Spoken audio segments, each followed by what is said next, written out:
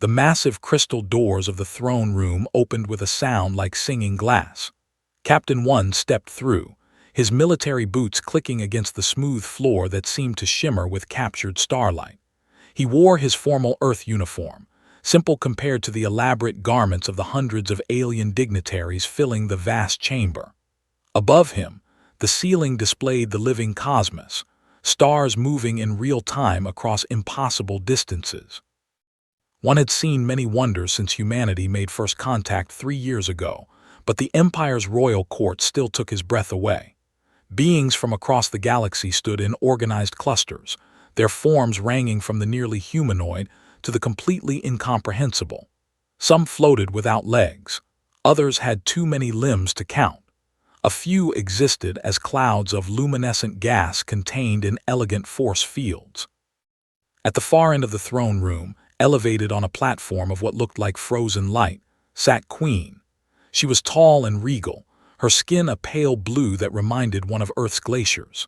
Her eyes were large and dark, ancient beyond human understanding. She wore robes that flowed like liquid silver, and upon her head rested a crown that seemed to be made of pure energy, shifting through colors that had no names in any human language. Beside the Queen stood her daughter, Princess. She was younger, her features sharper, her posture radiating confidence and barely concealed arrogance. Unlike her mother's calm demeanor, her face showed clear disdain as she watched the human approach.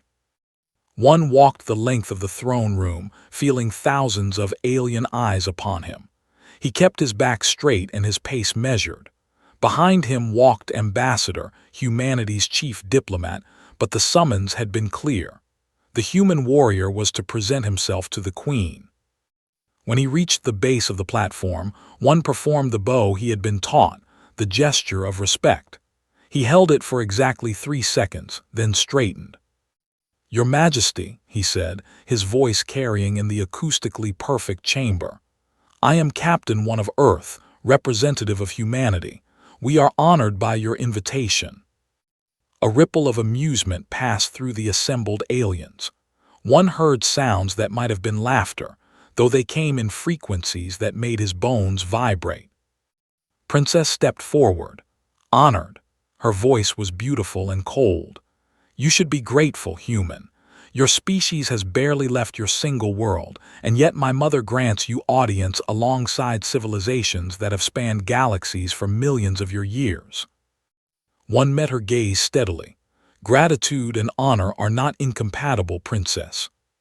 "How amusing," continued, descending 1 step closer. "You stand there in your primitive fabric clothing, your fragile body held together by basic chemistry, your mind limited to linear thought. You will live perhaps 100 of your short years, while I have already lived 500. Tell me, human, what could your species possibly offer the Galactic Council?" More sounds of amusement echoed through the chamber. One noticed several alien dignitaries whispering to each other, their various methods of communication creating a background noise like wind through strange instruments. "We offer our perspective, Princess," one replied calmly, "and our determination." "Determination," laughed a sound like crystal bells. "You call it determination, we call it ignorance. You do not know how far beneath you are, so you swagger into our presence believing yourselves equal." Queen's voice was soft but carried absolute authority. The princess stopped immediately, though her expression remained defiant. The Queen rose from her throne. As she moved, the light in the chamber seemed to bend toward her, as if she were the center of gravity for illumination itself. She descended the steps with fluid grace and stood before One, studying him with eyes that had witnessed the birth and death of stars. "Captain One," she said, "the Galactic Council convenes to address a matter of great importance. The outer regions report increased activity from the Void Raiders. We require a new commander for our joint defense forces, someone who can unite the various species under a single banner. The Council has decreed that this position will be filled through a series of trials. Warriors from 50 species have gathered to compete." One felt his pulse quicken but kept his expression neutral. "I understand, Your Majesty." "Do you?" Princess interjected, unable to contain herself. "These warriors have trained for centuries. They possess abilities your mind cannot comprehend. Some can manipulate matter with thought. Others can see across dimensions. Many have fought in wars that would break your sanity. And you, with your simple human strength and basic tactics, believe you can compete." "I believe I will try, Princess," one said. "That is what humans do." "Try and fail," muttered, turning away. Queen continued to study one. Her gaze was penetrating but not unkind. "The trials begin tomorrow at dawn by your timekeeping. You will face combat, wisdom challenges, survival tests, and trials of character. Many will not survive. Those who do will be changed forever. Do you accept these terms?" "I do, Your Majesty." "Then you are dismissed to prepare." The Queen paused, then added, "Captain 1, I have studied reports of your species. You are young as civilizations are measured, but your history shows remarkable resilience. You have survived extinction events, rebuilt from ashes, and reached for the stars despite tremendous obstacles. These qualities interest me." "Thank you, Your Majesty." As one bowed and turned to leave, he heard Princess say to her mother, "You waste your words on him, mother. He will be eliminated in the first trial." Queen did not respond, but her eyes remained fixed on the human warrior's back as he walked away. Outside the throne room, Ambassador caught up with one. "That was brutal," she whispered. "The princess despises us." "She fears us," one corrected, "or fears what we represent." "And what's that?" "Change," one said, looking back at the crystal doors. "This empire has existed for eons with the same rules, the same hierarchies. We're new, unknown. That makes us dangerous to their established order." "Can you actually win these trials?" One was quiet for a moment. "I don't know, but I'm going to show them what humans are capable of. Win or lose, they'll remember us." That night in his assigned quarters, one reviewed everything humanity had learned about the other species competing in the trials. The data was overwhelming. Most of his opponents possessed advantages that seemed insurmountable. But as he studied, he noticed something. For all their power and technology, many of these species had grown predictable, their tactics refined over into rigid patterns. Humans, young and adaptable, had one advantage. They were unpredictable. They improvised. They survived through creativity when strength failed. One smiled slightly. Perhaps the princess was right to be concerned. Tomorrow would reveal whether human determination was enough to stand against the might of the galaxy. The arena was ancient, built from materials that predated most civilizations in the galaxy. Its floor was polished stone that somehow showed no wear despite countless battles fought upon it. Rising up on all sides were seats for thousands of spectators, already filled with alien dignitaries eager to watch the first trial. The morning light filtered through an energy shield overhead, casting everything in a golden glow. One stood among 49 other warriors in the preparation chamber. Each had been selected as the finest fighter their species could offer. To his left stood a being made entirely of crystalline structures that refracted light into rainbow patterns. To his right, a creature that looked like liquid metal contained in a vaguely humanoid shape. Across the chamber, he could see warriors with scales, with fur, with exoskeletons, and with forms that easy description. An official entered, her species unknown to one. She spoke in the common galactic language, which was automatically translated through the neural implant all participants had received. The first trial tests combat capability. You will face opponents chosen at random. Victory is achieved through submission, incapacitation, or ring out. Death is not required but is permitted. Refuse to fight and you forfeit all trials. Understand. All the warriors signaled their understanding in their various ways. "First match," the official announced. "Captain 1 of Earth versus Champion of the Dominion." One felt his stomach tighten. He had studied the species. They were 3 meters tall, bred over for war, with regenerative capabilities that could heal most wounds in seconds. Their strength was estimated to be 15 times that of a human, had a battle record spanning 200 years. The other warriors turned to look at him, with what might have been pity in their alien expressions. One walked onto the arena floor. The crowd noise was overwhelming, thousands of beings creating sounds across every frequency. He could see Queen in the royal box, seated calmly with her hands folded. Princess sat beside her, a smile of anticipation on her face. Entered from the opposite side. He was massive, his body covered in thick gray hide that looked like stone. His 4 arms ended in hands that could crush metal. His eyes glowed red with battle excitement. When he roared, it shook the arena floor. The official raised her hand. "Begin." Charged immediately, his speed surprising for something so large. One rolled to the side, feeling the wind from the massive warriors passing. His fist struck where one had been standing, cracking the ancient stone floor. The crowd roared with excitement. One circled, keeping his movements small and efficient. He needed to conserve energy. Charged again, all 4 arms reaching to grab him. One ducked under the first arm, blocked the second with his forearm though it sent jolts of pain through his bones, and used own momentum to redirect him slightly off balance.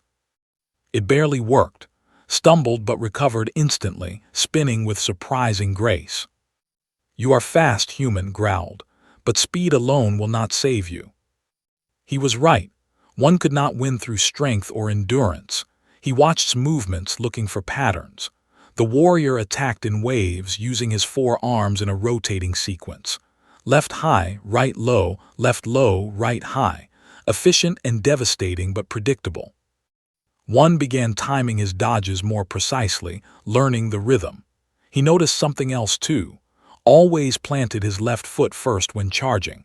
That was his anchor point, where his weight concentrated for a split second. The crowd was jeering now, disappointed that the human only ran and dodged. Princess looked vindicated in her judgment. But Queen leaned forward slightly, her ancient eyes narrowing with interest. Roared in frustration and charged again, even faster. One waited, counting the rhythm of the arm strikes. Left high, right low, right high. At the exact moment planted his left foot, one dropped low and swept his leg with all his strength at the ankle. It should not have worked, was too heavy, too strong, but one had timed it perfectly, hitting when all of his weight was concentrated on that single point, his momentum carrying him forward. The massive warrior toppled, crashing to the arena floor with a sound like thunder. Before could recover, one was on his back, locking his arm around the warrior's thick neck in a position that restricted blood flow. On Earth, it was called a rear naked choke. Here, it was desperation. Thrashed, his 4 arms reaching back, grabbing at one. His strength was immense. He stood, lifting one completely off the ground while the human clung to his back. Slammed backward into the arena wall, crushing one between stone and his massive body. One felt ribs crack. Pain exploded through his chest. But he held on, tightening his grip, knowing he had only seconds before he lost consciousness or broke free completely. Slammed him again and again. One's vision darkened at the edges. He could taste blood, but through the pain he felt something change. Struggles were weakening. The massive warrior's movements became slower, less coordinated. With a final thunderous crash, fell to his knees, then forward onto his face. One released his grip and rolled away, gasping for air, each breath agony. Lay still, breathing but unconscious. The arena was silent. Then Queen stood and began to applaud, a gesture she had learned from human culture. Slowly, others joined her, until the arena filled with the sounds of acknowledgement in hundreds of alien forms. One struggled to his feet, blood dripping from his mouth. He bowed to the royal box, then offered his hand to help the recovering stand. The warrior stared at the offered hand for a long moment, then took it, allowing the much smaller human to assist him. "You fought with honor," said his voice a deep rumble. "I underestimated you." You were the stronger warrior, one replied. I just got lucky. Luck is also a skill, said, then smiled, showing many teeth. I withdraw from the remaining trials. If a human can defeat me, then humans deserve their place in the stars. Princess was no longer smiling. The trials continued throughout the day. One watched as alien warriors demonstrated abilities that seemed like magic. One dissolved into smoke and reformed behind her opponent. Another created force fields that deflected all attacks. A third moved so fast that she appeared in multiple places simultaneously. 3 days later came the second trial, the test of wisdom. The warriors sat in a circular chamber facing a holographic display. A complex scenario was presented, a trade dispute between 5 species that had escalated to threats of war. Each species had legitimate grievances, but their cultural values were incompatible. Previous negotiators had failed for 3 years. The warriors were given 1 hour to propose a solution. Most of the alien warriors approached it through their species frameworks, suggesting solutions that favored certain types of civilizations over others. Their proposals were logical but missed deeper issues. When one's turn came, he proposed something different. Instead of trying to resolve the trade dispute directly, he suggested creating a neutral exchange station run by all 5 species together. Each species would contribute their strengths to its operation, giving them shared investment and responsibility. The station would host cultural exchanges, allowing the species to understand each other beyond mere transactions. Trade is not just economics, one explained. It's relationship. These species don't understand each other, so they default to suspicion. Build understanding and the trade issues resolve themselves. Queen listened carefully. When he finished, she spoke. Captain 1 has identified the core problem. These species require connection, not just commerce. His solution addresses the root cause rather than symptoms. She turned to the assembled council members. How many of you would have thought to prioritize relationship over transaction? Silence answered her. That evening, as one returned to his quarters, Ambassador intercepted him with urgent news. We have a problem. Prince of the Empire has formally complained about your presence in the trials. He's calling for your disqualification. On what grounds? He claims humans are too primitive to understand the responsibilities of the position. He's gathering support from other factions who see your success as threatening. One looked out at the alien city beyond his window, lights of 1,000 colors illuminating impossible architecture. They're not wrong to be concerned, he said quietly. If I win, everything changes, not just for humanity but for their established order. Can you win? I don't know, but I'm going to try.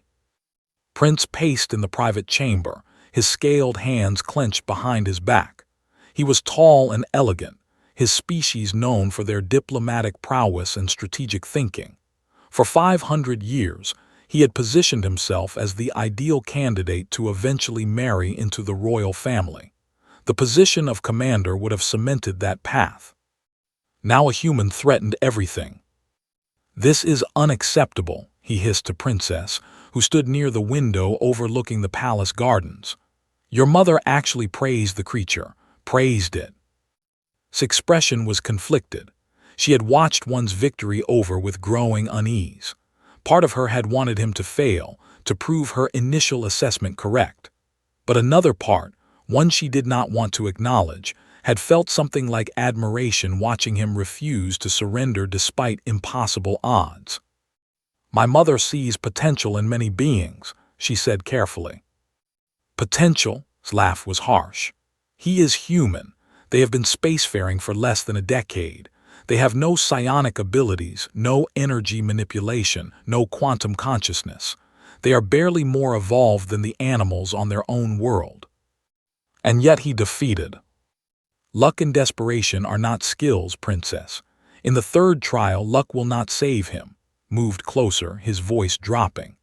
The survival trial takes place in the wastes, one of the most hostile environments in this sector. If his equipment were to malfunction, if he were to be placed in the most dangerous zone, it would be tragic but not suspicious. Many contestants fail the survival trial. Turn to face him. You speak of sabotage. I speak of ensuring the natural order is maintained. Humans are not ready for this level of responsibility. We would be doing them a favor, saving them from humiliation and failure at higher levels. Was quiet for a long moment. Everything said aligned with her initial beliefs. Humans were primitive. They did not belong among the galaxy's elite.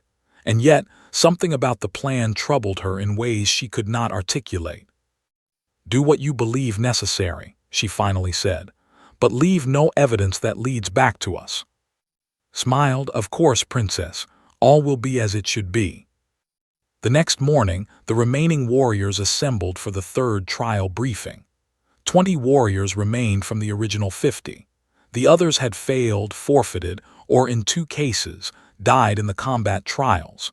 One noticed that the atmosphere among the survivors had changed. They looked at each other differently now, with more respect, having seen what each was capable of. The trial administrator, a floating entity of pure light, explained the parameters. The wastes are a Class 9 hostile environment. You will be equipped with survival gear and transported to different zones. Your task is to reach the extraction point 300 kilometers away. You have 5 days. Those who arrive within the time limit pass. Those who do not fail. Each warrior was given a pack containing a shelter unit, water purification system, nutrient supplies, medical kit, communicator, and environmental suit. One checked his equipment carefully, running diagnostics on each piece. Everything showed green status. They were transported separately to prevent cooperation. One materialized in what could only be described as hell made manifest. The sky was a bruised purple, filled with clouds that sparked with energy. The ground was covered in sharp crystalline formations that shifted and grew, making the terrain constantly change. In the distance, he could see massive storms of what looked like glass shards spinning in tornado formations. He activated his environmental suit and immediately got a warning. The temperature regulator was failing. He ran a diagnostic and found corrupted code in the system. Someone had tampered with his equipment. One felt cold certainty settle over him. This was not an accident. Someone wanted him dead and had made it look like equipment failure. Without the temperature regulator, he would freeze during the night cycle when temperatures dropped to -80 degrees, or overheat during the day cycle when they rose above 60 degrees. He could activate his emergency beacon and be extracted immediately. That would mean forfeiting the trial, or he could continue forward and find another way to survive. One looked at the harsh landscape and smiled grimly. Earth had prepared him for this in ways these aliens could not imagine. He had trained in the Gobi Desert, in the Arctic Circle, in the Amazon jungle. Humans had evolved to be adaptable. Now he would prove it. He began walking toward the extraction point, using the stars visible through breaks in the clouds to navigate. As he walked, he studied the crystalline formations. They were not random. They grew in response to heat, expanding and contracting. That meant he could use them. During the day cycle, one found areas where the crystals formed natural shelters, their expansion creating shade. He wrapped himself in the emergency blanket from his medical kit, reflecting the heat away. During the night cycle, he found areas where underground thermal vents caused the crystals to maintain warmth. He created a makeshift insulated shelter using the materials from his pack, combined with the natural crystal formations. On the second day, he discovered he was not alone. Another warrior lay injured among the crystal formations, his leg crushed by a shifting crystal spire. It was a warrior from a species that resembled Earth's but with mechanical enhancements. His breathing was labored, his skin color fading. "Leave me," gasped when he saw one. "Save yourself." One knelt beside him. "Not happening." He examined the injury. The leg was badly damaged but not beyond field treatment.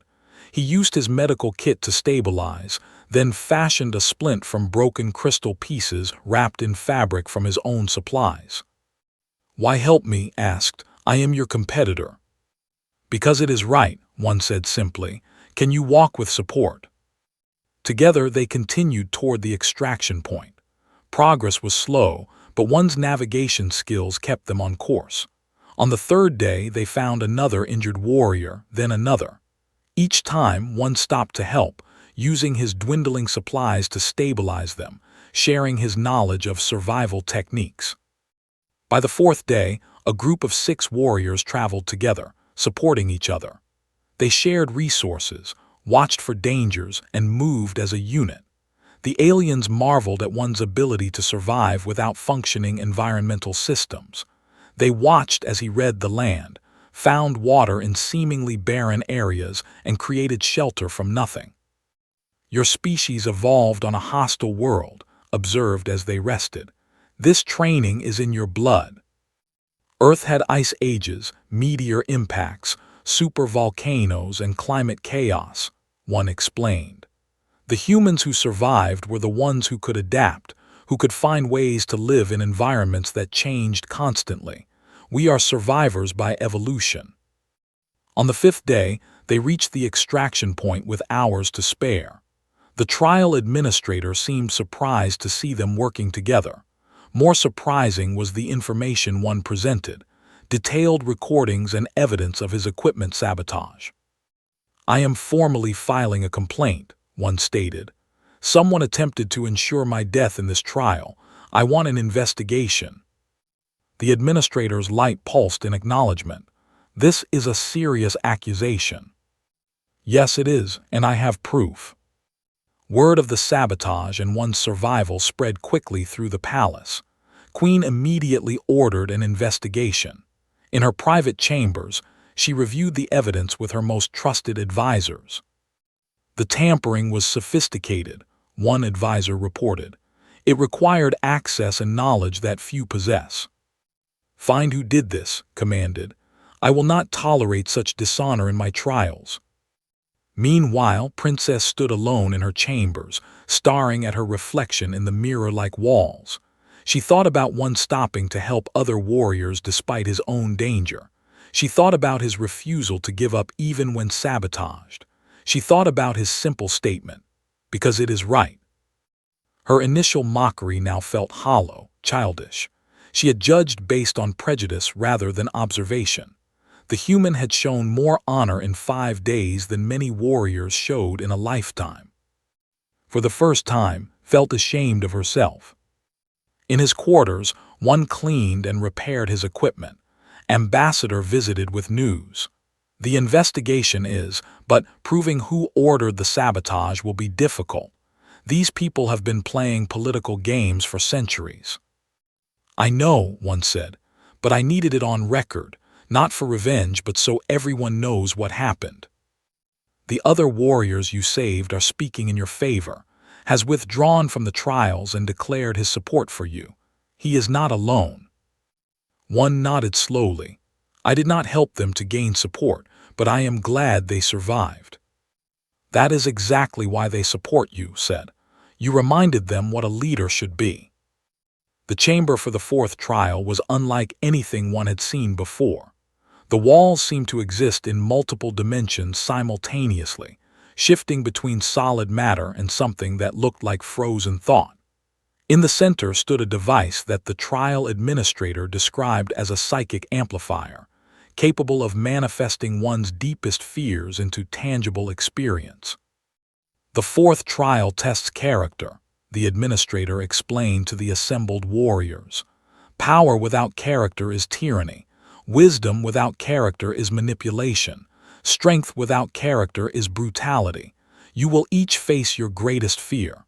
How you respond will reveal your true nature." Only 12 warriors remained. The trials had been brutal, eliminating those who lacked the complete combination of skills required. One stood among them, his body still bearing bruises from the survival trial. Beside him, several of the warriors he had helped gave him nods of respect. Prince watched from the observation gallery, his expression carefully neutral. The investigation into the sabotage had found evidence but no definitive proof of who had ordered it, had covered his tracks well, using intermediaries and encrypted communications. But Queen's suspicions had been raised, and he knew his position was precarious. Princess sat beside her mother in the royal box.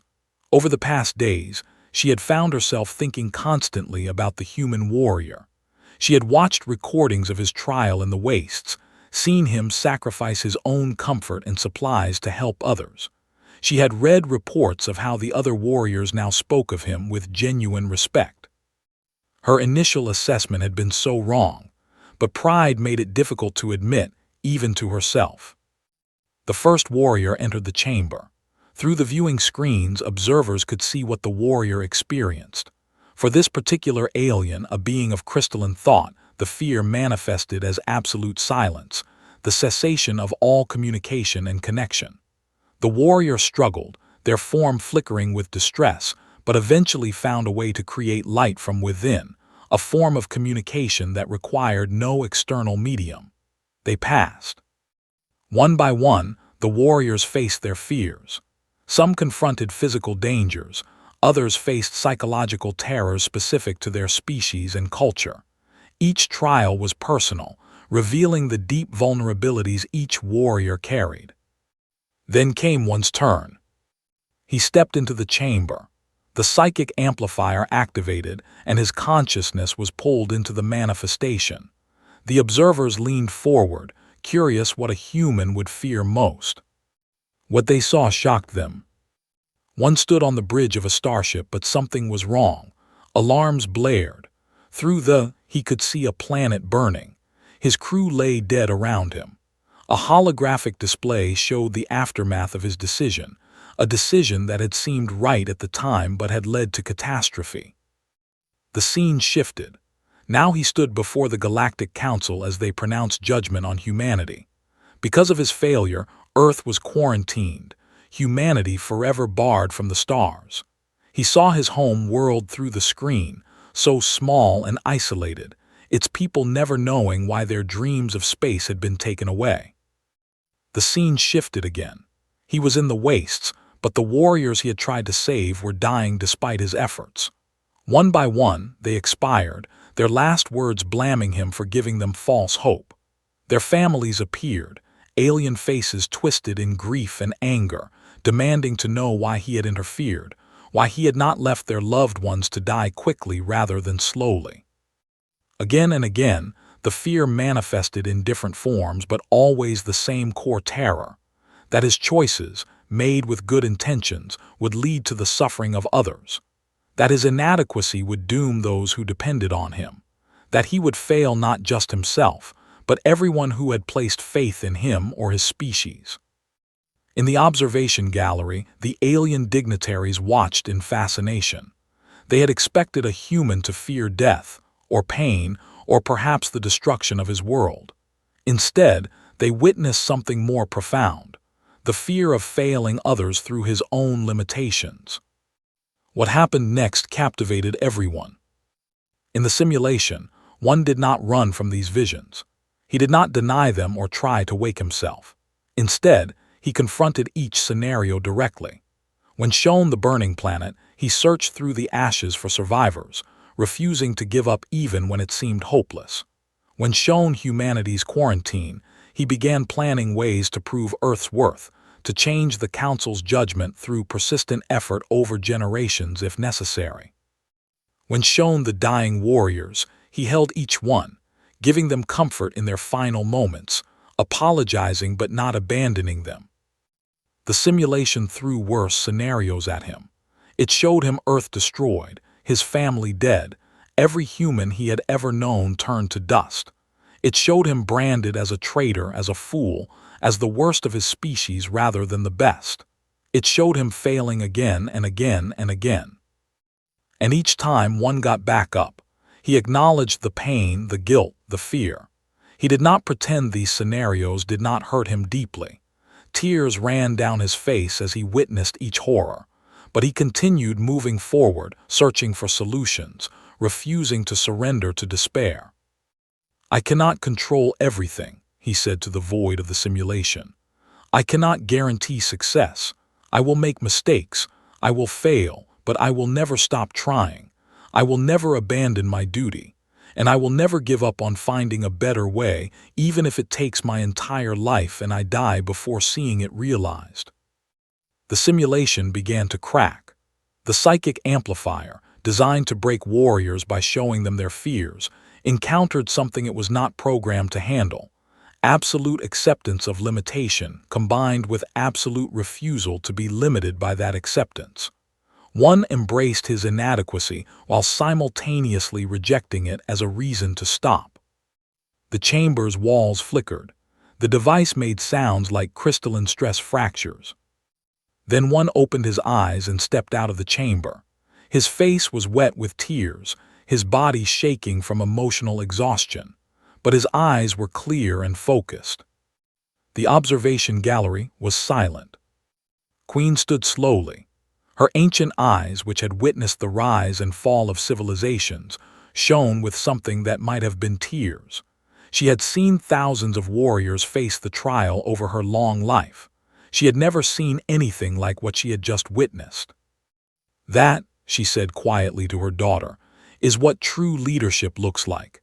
Not the absence of fear or doubt, but the courage to continue despite them. Not the confidence of never failing, but the determination to rise after every fall." Princess found she could not speak. Her throat felt tight. She had watched every moment of one's trial, feeling each scenario as if it were her own. She had seen him weep, seen him break, and seen him refuse to stay broken. The mockery she had once felt toward him now felt like mockery of herself, of her own shallow understanding of strength. "Mother," she finally whispered, "I was wrong about him. I was wrong about his entire species." "Yes," agreed, "you were, but recognizing one's errors is the beginning of wisdom.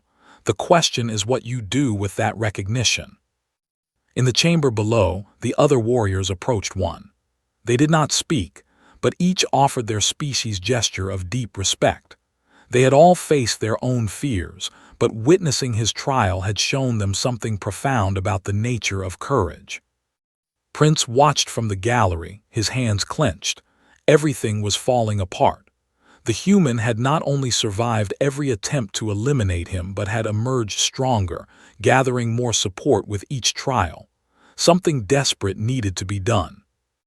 That evening, as the palace settled into its night cycle, stood before the Council of Traditions, the conservative faction that held significant influence in the empire. "Honored elders," he addressed them, "I invoke the right of challenge. This human threatens our established order.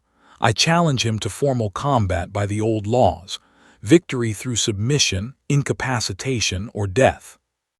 The council members murmured among themselves. The right of challenge was ancient, rarely invoked, but absolute.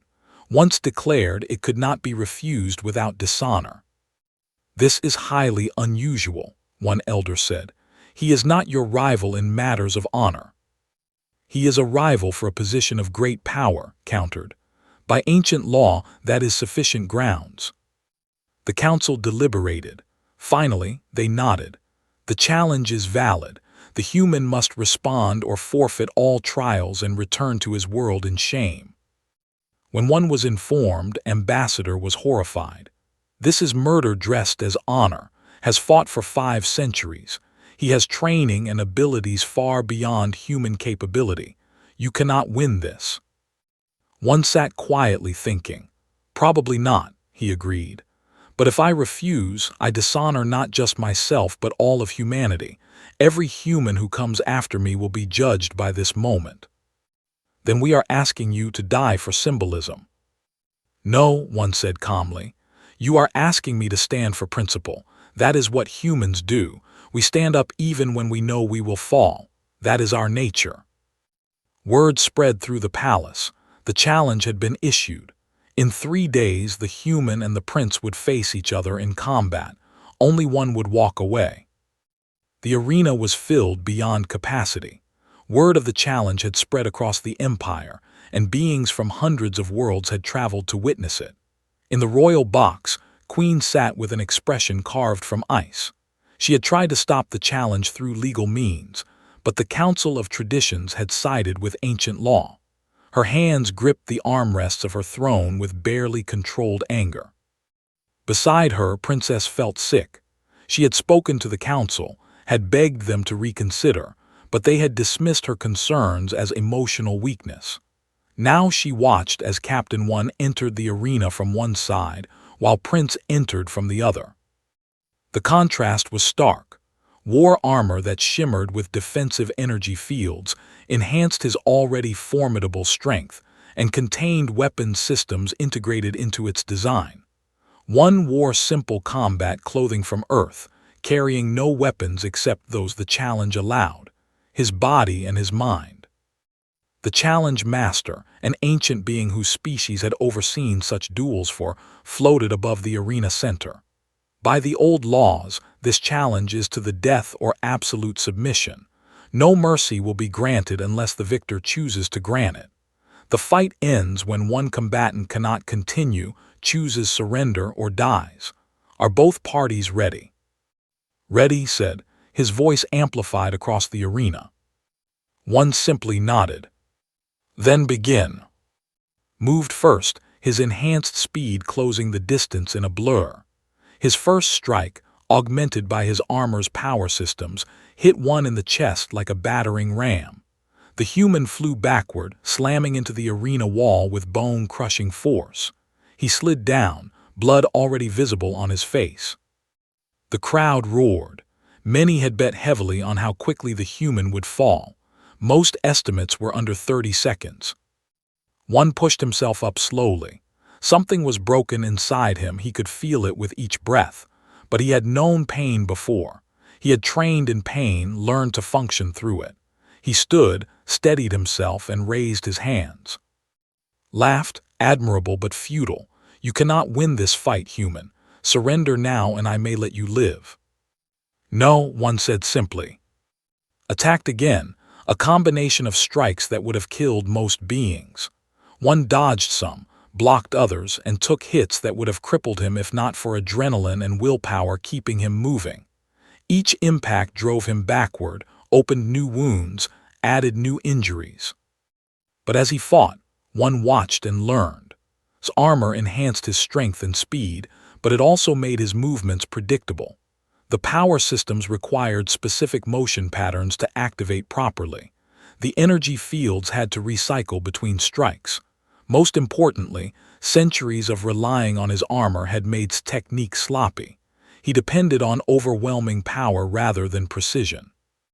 One began adjusting his defense. He stopped trying to block power strikes and instead focused on redirecting them, using his momentum against him.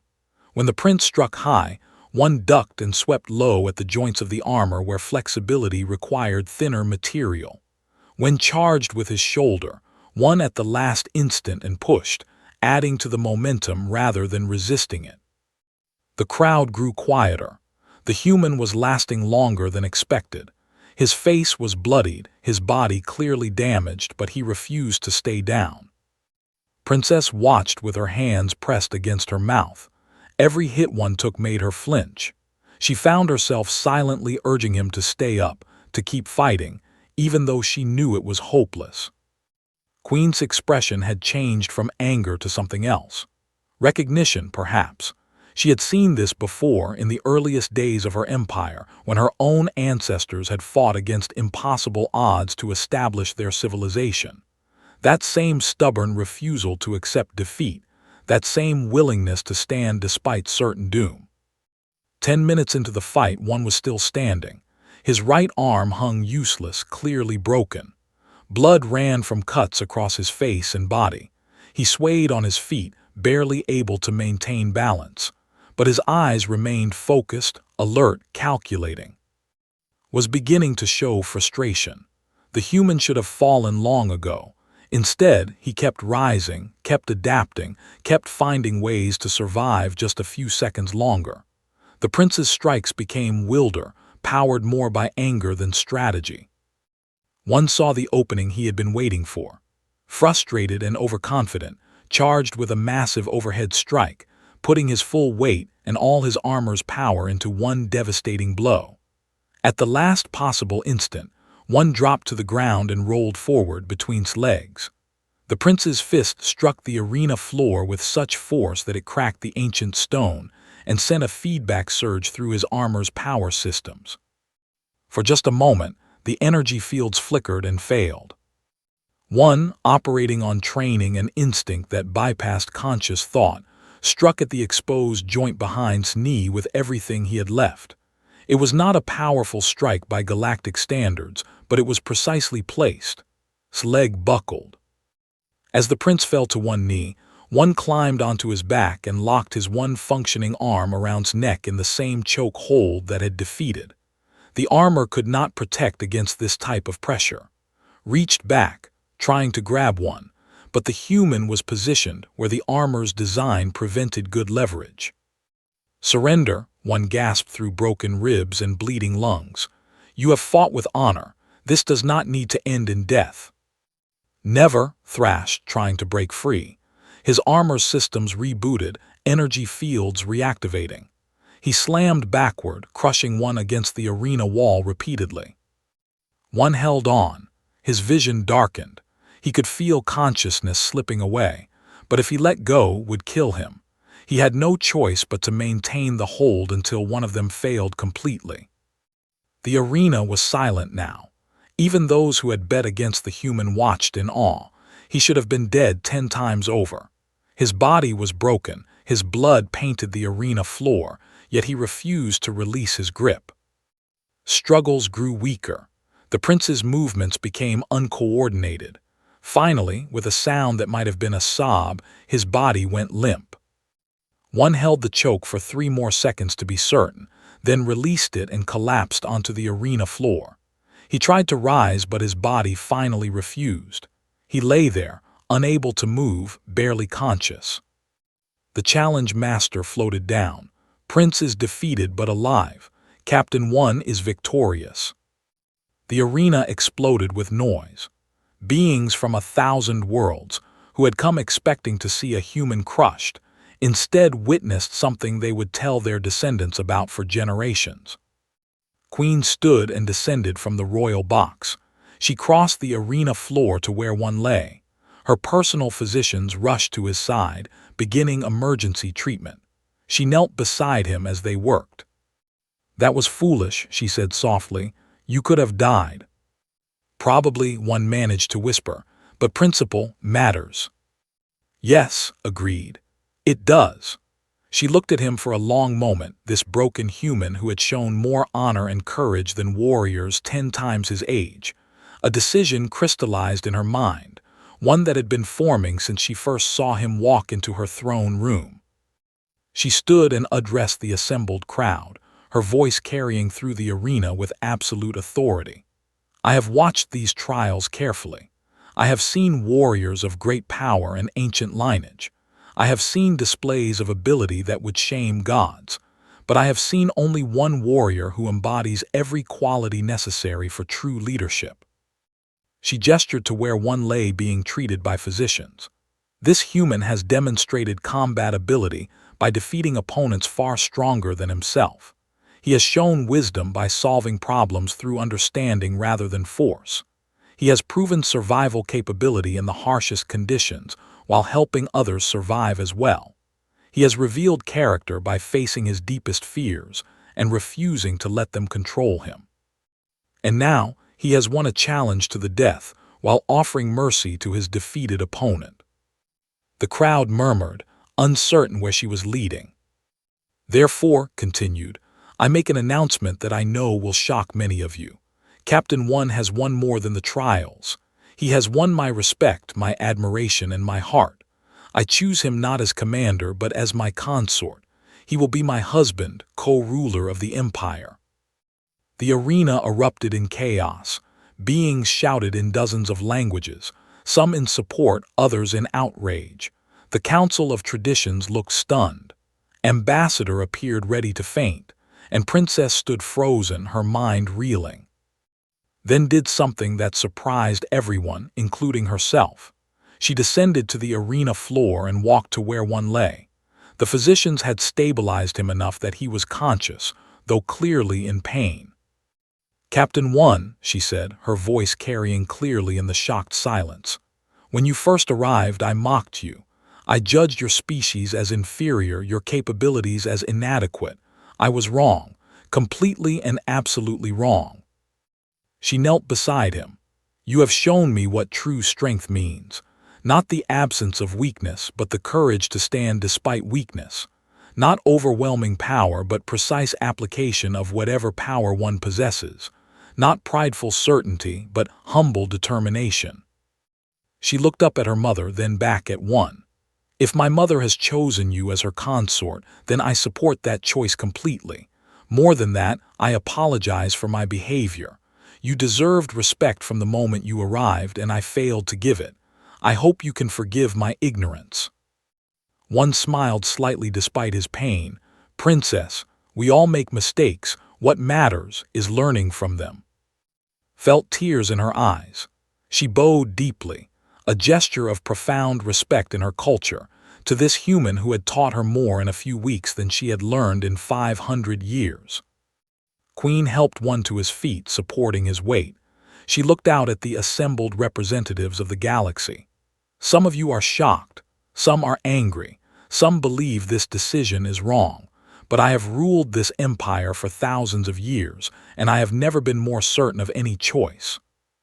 She gestured to One. "Humanity is young. They are flawed. They make mistakes. But they possess qualities that many of our ancient species have forgotten. The ability to adapt, the willingness to help others even at cost to themselves, the refusal to surrender even when defeat seems certain. These are the qualities that will carry civilization forward into the future. This human warrior will be my husband," she declared. "And through him, humanity will have a voice in galactic affairs. Those who cannot accept this may leave my empire. Those who remain will help me build something new, something better than what we have had before." The crowd slowly settled. Many looked thoughtful, some looked inspired, others looked concerned but accepting. The age of humanity's isolation was ending. A new era was beginning. One, leaning on the Queen for support, looked out at the assembled beings from across the stars. "I never expected any of this," he said quietly too. "I just came to do my duty." "I know," replied. "That is precisely why you are worthy." Princess stood beside them, and together they walked from the arena. Behind them lay the old order, centuries of established hierarchy and tradition. Before them lay an uncertain future, full of challenges and resistance. But they would face it together, human and alien, united by the principles that truly mattered: honor, courage, wisdom, and the willingness to stand for what is right even when the cost is high. In his medical bay later, as physicians repaired his extensive injuries, One received visitors. The warriors he had helped in the survival trial came to pledge their support. Ambassador came to tell him that Earth was celebrating, that humanity's status in the galaxy had changed overnight. Even came, bringing congratulations and friendship. Last to visit was Prince, his pride visibly damaged but his honor intact. "You offered me mercy when you could have killed me," he said quietly. "That is a debt I cannot repay, but I will not oppose your union with the Queen. You have earned your place, human." One nodded. "Thank you, Prince. I hope we can work together in the future." As night fell over the palace, One stood at the window of his new chambers, looking out at the alien city with its impossible architecture and lights of 1,000 colors. Tomorrow would bring new challenges. There would be political resistance, cultural barriers, and countless obstacles to overcome. But tonight he allowed himself a moment of quiet satisfaction. He had come to these trials as a human warrior, looked down upon and mocked. He left them as something more, a bridge between species, a symbol of what humanity could achieve, and the consort to a queen who ruled the stars. It was not what he had expected, but then the best outcomes rarely were.